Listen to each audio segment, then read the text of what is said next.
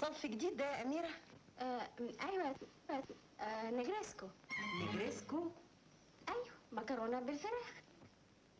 يمكن يا بنتي.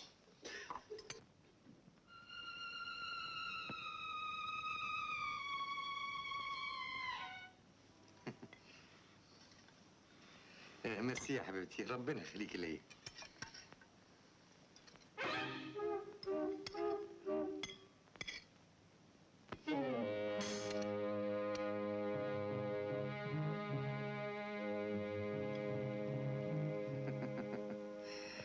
قلم في الكفتة؟